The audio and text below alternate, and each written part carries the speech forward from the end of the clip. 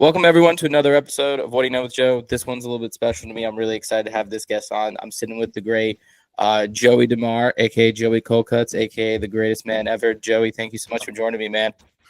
That's quite an introduction. I don't know if I'm the greatest man ever. I'm quite far from that, but from one Joe to another, I'm happy to be on, and thanks for having me, dude. Of course, man. No problem. And we were talking about before. We got a little bit of time. So for everyone listening, we're going to get through some good stuff. I want to learn about Joey, but then I also want to ask him some fun stuff. So because I was trying to find some information. I'm trying to look it up, but I know you grew up in Vancouver, right? You're from there. You're Canadian proud. Tell us a little about your childhood growing up. But you played hockey for a bit. I would love to kind of hear all about that growing up, what it was like growing up in Vancouver.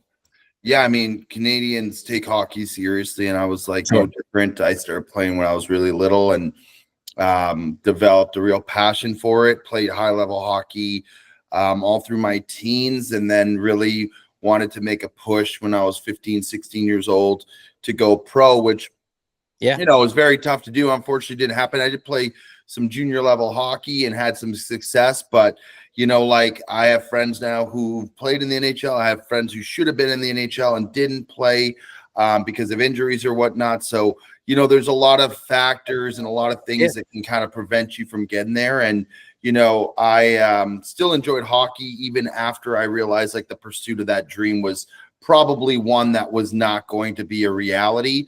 But I was able to enjoy. I played in university at Simon Fraser for a couple of years and had fun there. Made some great friendships. And, at the end of the day, like I think sports are always healthy and they're good because regardless of whether or not you're becoming an athlete or a superstar or just being able to enjoy the friendships or the connections you make, it also teaches you a lot of good life values and lessons. And, it helped me be able to get the most out of myself and to push and drive and have goals. And I think it made me a better person. It kept me out of trouble too. So that's true. For the most part, but I loved hockey. I played up until I was like 20, in my mid 20s, I played in men's leagues just for fun. Now I haven't strapped the pads on in like, gotta be like 10 years, man. I don't even know if it would be a problem if I try to get out there again. I don't know, man. I feel like you'd be a problem out there. I feel like you pick it up. It's a roller skate. Are you a Nucks fan? Are you a bit? Yeah, sadly, I'm a Canucks guy. One of those teams is just. I bet you want them to win desperately, but you just don't think it's ever going to happen. They've been to the Stanley Cup Finals twice, 3 times in their history, but twice when I was alive and watching, and both times came to Game 7 and just sputtered out, which stinks. But you may see maybe one day, you never know. Exactly. You may see it in your lifetime. It's all good. I actually want to tie that in because I'm curious how you're a Packers fan too. But was like hockey or something? Was that like big from something from your family? Like, tell us a little about like your family growing up. Yeah, my dad played hockey when he was younger, like not to the same extent as me, but he played men's league and he got really into it. He was a goalie, which is where that kind of came from me.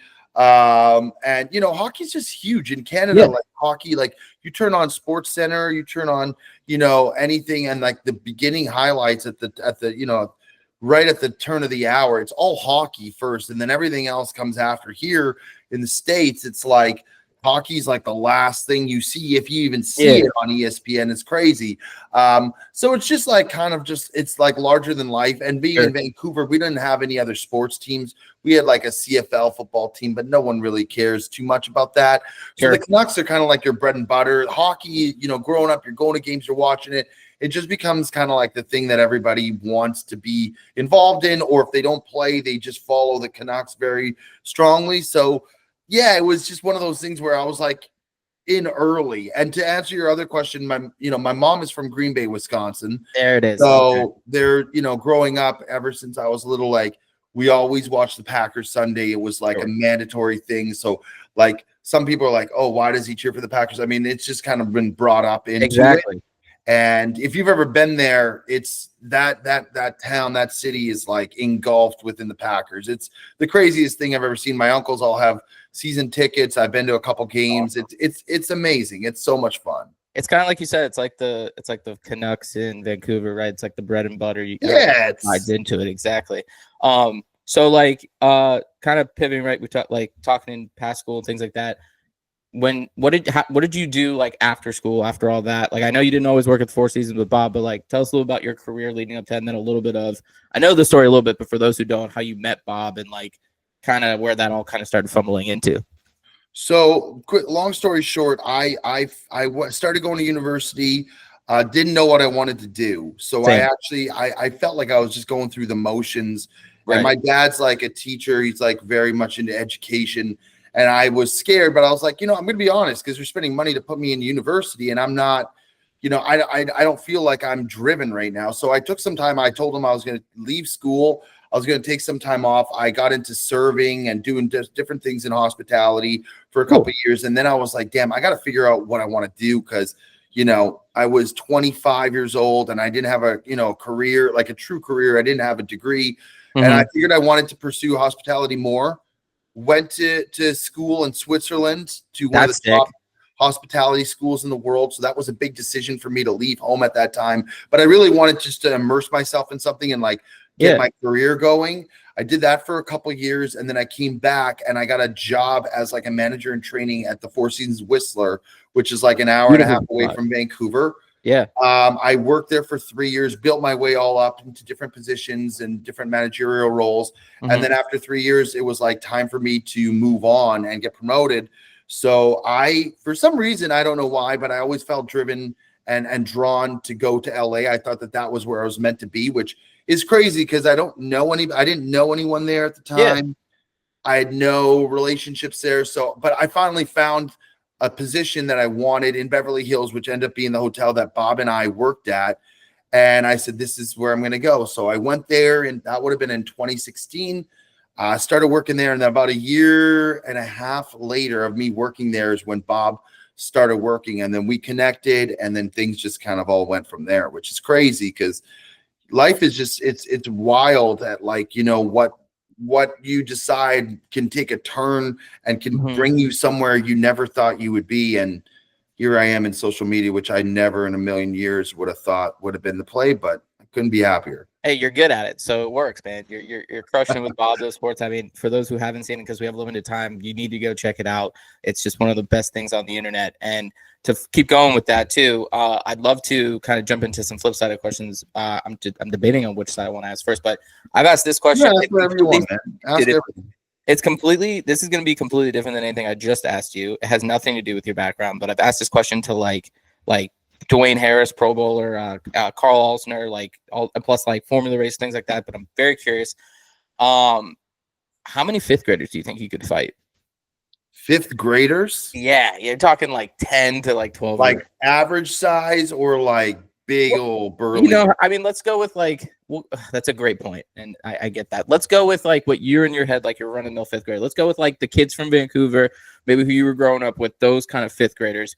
They're kind of coming at you in swarms. Think of like Step Brothers kind of scene when they're on the, I think I could handle my own with about 5 to 6. I think after that we start. Respect.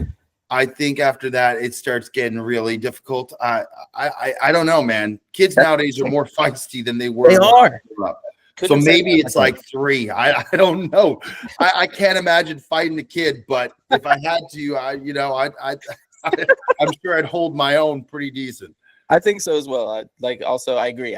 No one's advocating for fighting children, but I agree with that answer because like it's a very realistic answer. I've heard some ridiculous answers, like people thinking they can take on 25, but then that's a realistic answer at 5. I think they're going to eventually get to you, and it's going to be over the top. I just think somebody kicks you in the shin. It doesn't matter if they're 13 years old or 25 years old, it's gonna fucking hurt. It is gonna hurt. It's gonna kill. Like it's not gonna feel good. Like, especially now taking one to the shin. It's gonna take a little longer to kind of recover from that. So I appreciate you answering that. That's just an interesting question. Away from Bob Does Sports, right? Like you're a busy guy, like you said, you've got a lot going on. I know you just got married this past year. What do you like to do just away from it all a little bit? Is there anything? I mean, it's funny because like what you do on a regular basis is golf, and people usually use that to kind of get away. So like, what do you do in your off time? Whether it might just be watching sports or whatever, but like away from sports. I love sports a lot. Like football to me is my like Sundays are just even Saturdays as much, but I don't want to just be on the couch 2 days in a row. It'll drive my wife nuts. So Sundays are the days I kind of just lean towards watching football, not doing much. But I love playing golf. The thing is when we film, we're still being ourselves, but it's a different element. Like you're kind of, it's hard to explain to people because people are like, you're just golfing, but it's like you're also trying to be entertaining and you're also trying to like not just golf. Like there's some days where you go out and you golf, you don't say much and you just kind of keep it quiet. But so when we can go out and golf outside of filming, it's actually really therapeutic and enjoyable for me because I can just hang out with the guys in a way that's a little bit different than when we're recording. Even though we always have fun regardless, but like if you're doing a challenge or if you're doing stuff, it's a little bit of a different element than just going out and just shooting the shit and having a couple drinks and enjoying yourself. So I'd say golf. We kind of really got into streaming recently, so I love playing like video games or doing stuff like that. But yeah, dude, it's kind of funny because you have an idea of like what you like to do and but then sometimes the day goes by and so fast that you don't have any time at all. So just being able to have some time to spend with the guys, because you think that we would, be out golfing every single day. We really don't now. Like everybody's kind of got responsibilities. FP has his wife still in Virginia, so he's back and forth, and Bob's moving and and back and forth. And so it's like when we have times where we just all hang out, that to me is the most enjoyable. My other thing is eating. Going to a restaurant is, I think, undoubtedly one of the best things that at least in my life that I enjoy, and it shows because I've gained quite a lot of weight in the last 10 years. But I just feel like it's such an enjoyable time when you're sitting at the table with your boys or with your girl or your wife or whoever it may be. It's a fun time, and it's just something that's just to me is one of the most enjoyable things to do. I could not agree with you more. Some of the best times are around the table. How can you not enjoy it? And I agree. And it pushes you to try new things too, right? You're going to try a different one. You can get explorative. I like it. Double one here. I appreciate all these answers. I'm trying not to go too fast, but no, take your time. We'll finish. We'll get all your answers in. There's no rush. Who kind of flipping to that? Who in the Bob Does Sports group, including like Benjamin and all those guys, like who do you think have you seen a good progression in their golf game? And then two, maybe because of Bob Does Sports, who's someone that you would just love to play 18 with, and whether it's on camera or off, and like maybe it's someone you have played with or it's like you're looking forward to playing with them, but like who's someone that you really think would be just a good time to play out there, to shoot the shit, kind of relaxed kind of guy or gal? Like someone in the public eye, or just that could be. You could do public eye, or you could do someone like you'd be like, I grew up with this guy named Jeff, and he was a real class act, and I just want to hang out with him. I'll start off by saying I think Bob takes a lot, and we take a lot of shit for our golf game, but I actually think his game's gotten a lot better. There's times where he's like me, where one day he looks like he doesn't know what the fuck he's doing, or he doesn't know where he's at, and that's just golf, right? That's just how it is. But I think overall, I think when his driver's going good, I've seen him put together some rounds where it's like, damn, that's the same guy. So I think his game's definitely gotten better from where it was. I remember the first time I met him, he was like, I'm not good. Like, don't expect anything. And then he took like a practice swing, and it was like the smoothest thing I've ever seen. I was like, dude, you look like you got a great swing. And then we got to the course. It was like the first time we played, he literally couldn't hit the ball. So he's been golfing not that long. If you think about it, it's a sport that's really demanding. Yeah. And I think sometimes we take shit, but we're also in a field where like the guys who are golfing and doing this, the Grant Horvats, the Garrett, right. Like all these guys, they're great golfers. Like they're not just good, they're great. So like you could be average. Like I think we're above average in terms of if you just showed up at a course on a regular day and was like, okay, I'm going to pair with four guys. I think we'd hold our own with most people. Like we're shooting mid 80s, low 90s, sometimes low 80s. I broke in 80 a few times this year, but then sometimes you'll put up a clunker like mid high 90s, right? I think we're average golfers or a little bit better, but when you're in this space, there's so many guys who are great at it that it makes us look even shittier. So I would say Bob has definitely improved his golf game. And then to answer your second question, someone who I'd love to golf with. I I don't know. We've got to play with some really cool guys and some really fun people who just kind of get it and they're fun. Obviously, playing with all the pros is always fascinating to me because you get to watch these guys strike a ball, and it's just like, Jesus. I don't know. Have you been to many tournaments? Have you gone to many? I went to Bethpage 2019 when Kepka won, and then obviously some small ones like the Quicken Loans, and then I'm going to Quail Hollow this year, dude. When a pro hits the ball, you're just like, yeah, I'm not doing. You remember the first? I remember the first time I ever went to a pro tournament. It was the Farmers Insurance in San Diego, Torrey Pines. And I remember I was standing. Tiger was playing that tournament, but I remember there was one specific hole.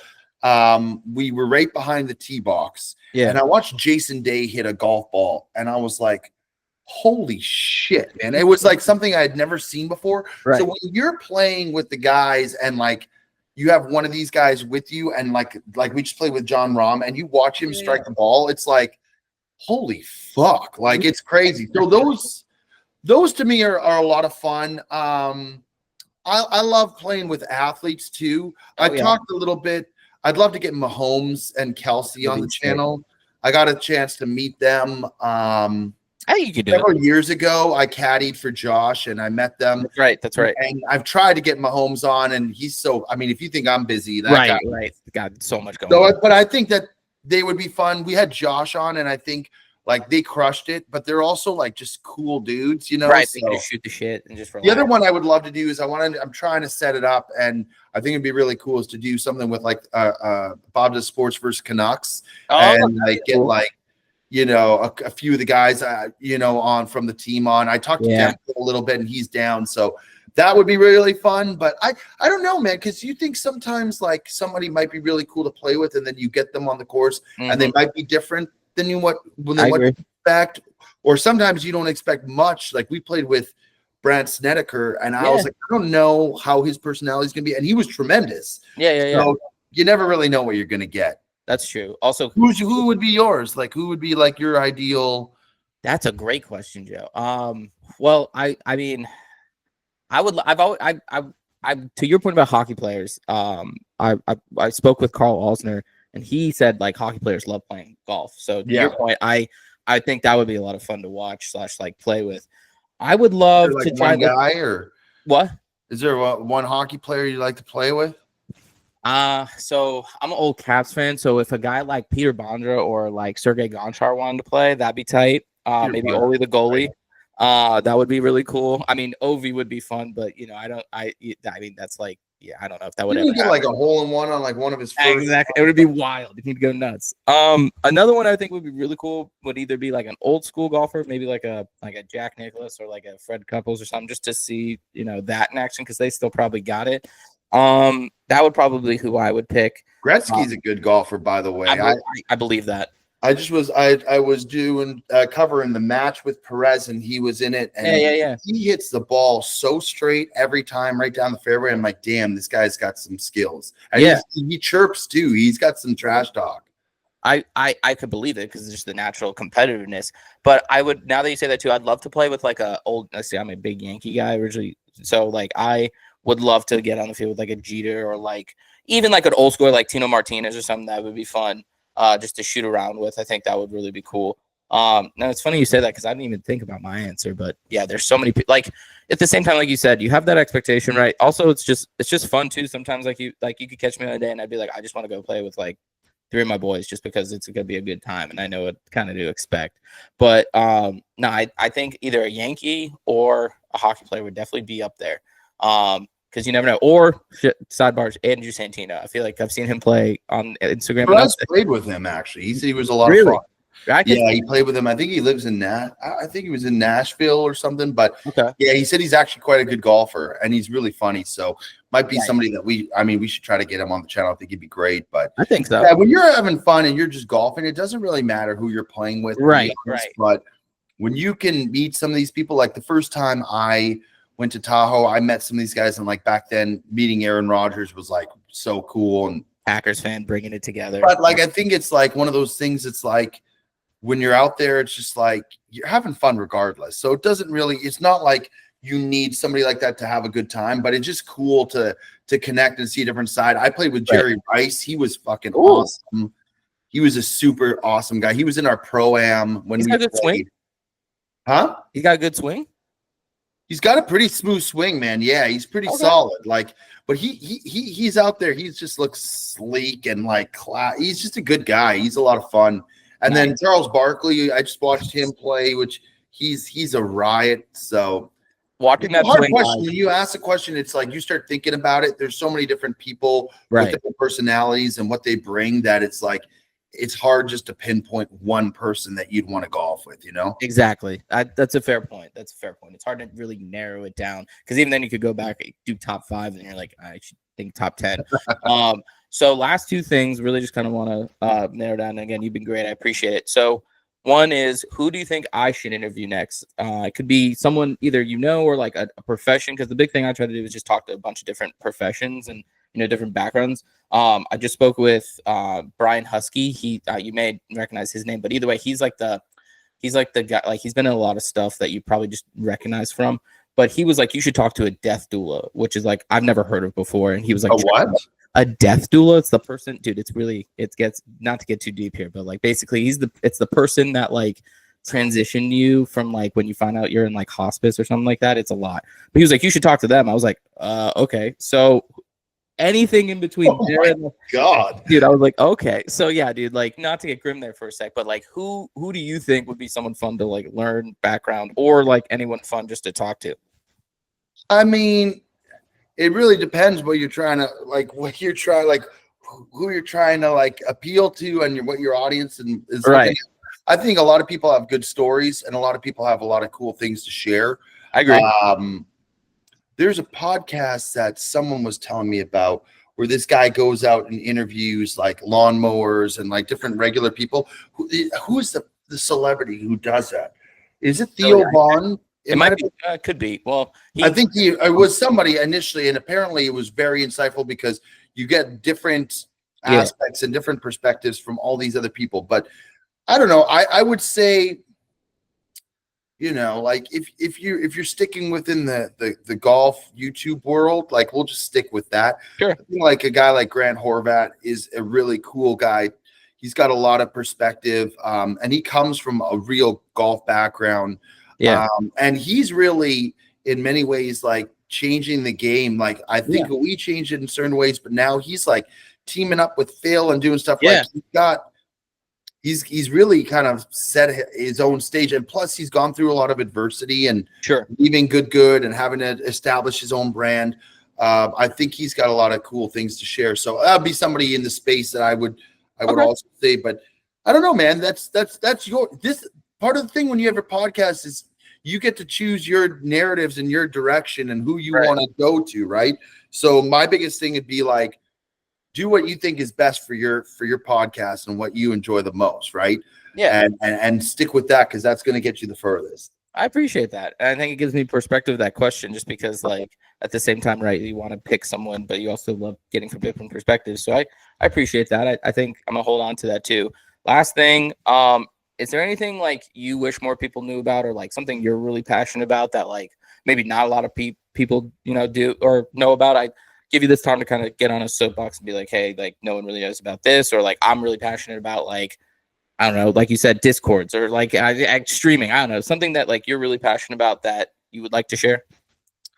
I think for me, like my real passions in life are like my relationships, the golf that I get to play in my job, obviously, but traveling and trying to incorporate all of that together is something that I really enjoy.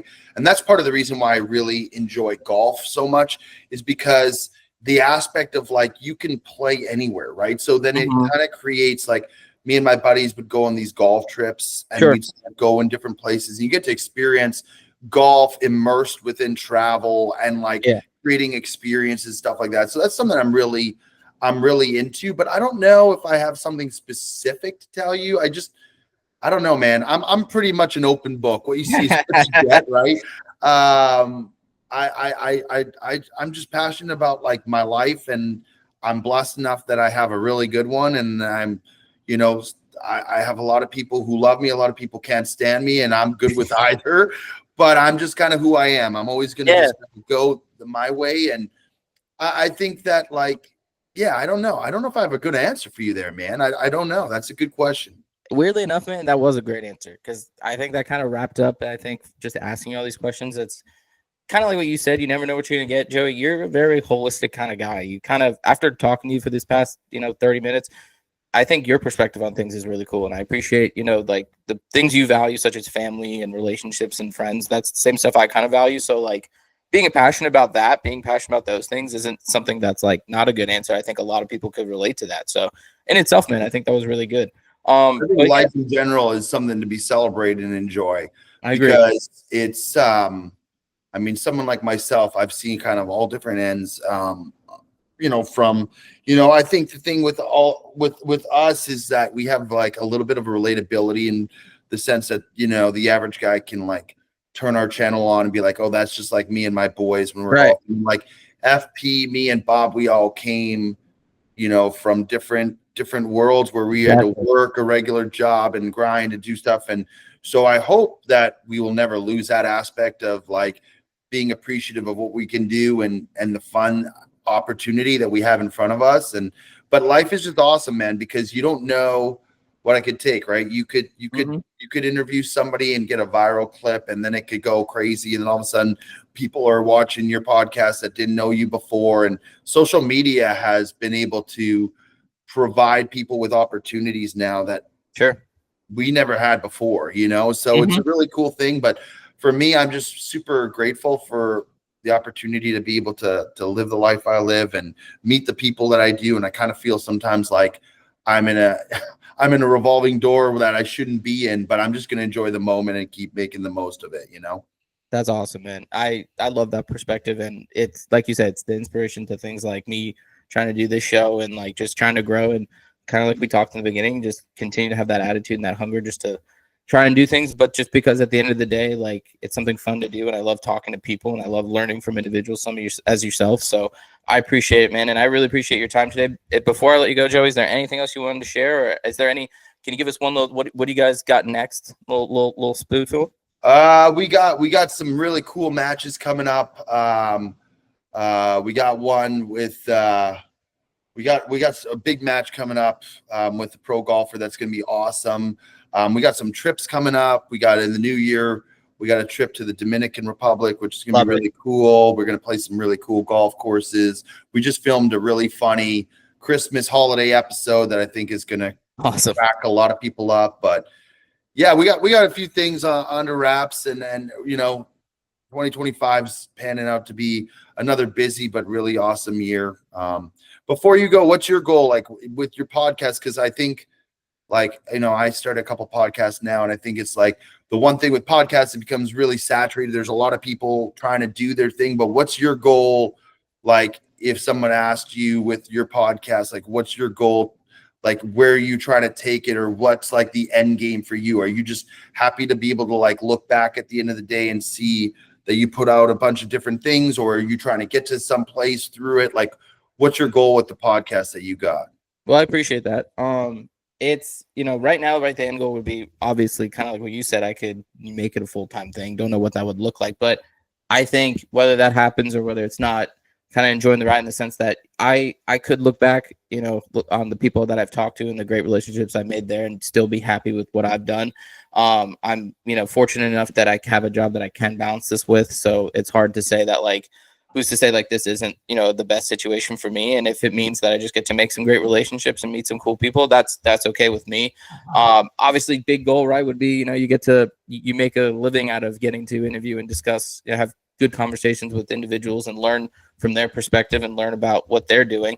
I think what you said, sometimes it's hard to take that, it's hard to not look at that perspective of, there's a billion people doing that, right? So like what makes me different, or what makes, my show something that's not ever being done? And there's, who's to say there isn't, there is a lot that people do that are very similar. People have talked to you before, but I think it's one of those that I just enjoy doing it because of me. And it's just something I've always been passionate about, is just talking with people and getting to make more friends and grow and not using those relationships for anything more than just getting to meet someone who's doing their dream and getting to do what they like to do. So, for an end goal right now, yeah, if it could take over my full-time job, but I just get to talk to people, and who knows, it may look a little different. It may look into something else, but that would be my goal, is just to continue this ride of getting to talk with great individuals and be able to, support my family, but be with, my family as well, and, keep it up. But that would be my end goal, is to, one day be like, yeah, like, I got to talk to not only,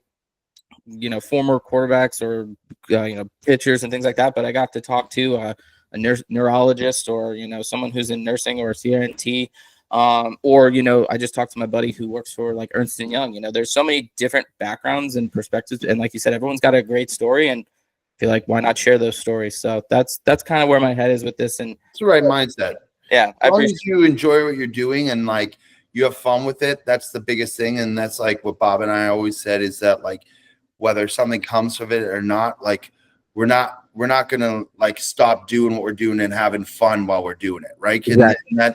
And you know what? If everything was to go back tomorrow, at the end of the day, we have an incredible life experience that we'll be able to like share with our families for the rest of our lives. So I think as long as you enjoy what you're doing, man, that's the right mindset. Because I think sometimes people try to get into whatever it might be, whether it's a career or whether it's sports or whether it's a hobby, but they're doing it for alternative, reasons or methods. They're trying to see what the end game can bring them. Sure. That's not the reason to do something. You do something because you enjoy it. And it sounds like you're enjoying what you're doing. So keep going, bro.